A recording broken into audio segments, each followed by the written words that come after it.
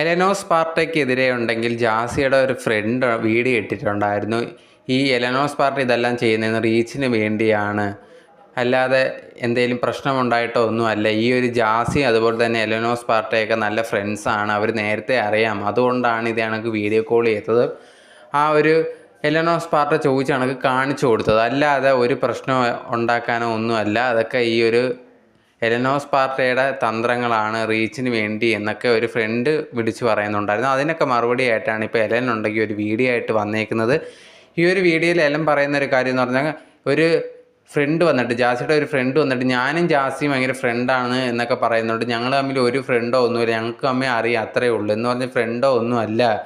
ഇങ്ങനെ ഫ്രണ്ട് ആണെങ്കിൽ പോലും എന്നെ വിളിച്ചിട്ട് ഇതുപോലെ കാണിക്കും. നിങ്ങൾ നിങ്ങളുടെ ഫ്രണ്ടിനെ വിളിച്ചിട്ട് ഇതേ കണക്ക് തുറന്ന് കാണിക്കുമോ? അങ്ങനെയൊന്നും ഒരു ഫ്രണ്ട് ചെയ്യത്തില്ല. ഇതേപോലത്തുള്ള ജാസിയെ സപ്പോർട്ട് ചെയ്യാൻ വന്ന നിങ്ങളെ ആണ് ആദ്യം പറയാം. പിന്നെ കുറേ നിങ്ങൾ തന്നെ പറയുന്നുണ്ട്, ഈ ഒരു സർജറി കഴിഞ്ഞപ്പോൾ നിങ്ങളാണ് അവരെ കാര്യം നോക്കിയെന്നുള്ളത്.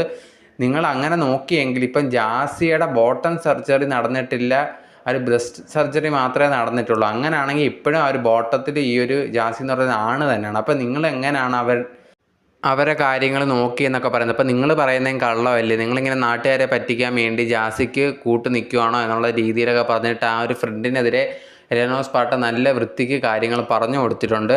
എന്തായാലും എനിക്ക് ഇത് വെച്ച് റീച്ച് ചെയ്യേണ്ട എന്നുള്ളൊരു കാര്യമാണ് എലൻ പറഞ്ഞിട്ടുണ്ടായിരുന്നത്. എനിക്ക് ആവശ്യത്തിനുള്ള കണ്ടൻറ് ഉണ്ട്, ഇവനെ വെച്ചിട്ടൊന്നും എനിക്കിത് കണക്കുള്ള പൈസ ഉണ്ടാക്കേണ്ട കാര്യമില്ല എന്നും എലൻ ആ ഒരു വീഡിയോയിൽ, ഇപ്പോൾ ലേറ്റസ്റ്റ് ആയിട്ട് ഇട്ട വീഡിയോയിൽ പറയുന്നുണ്ട്.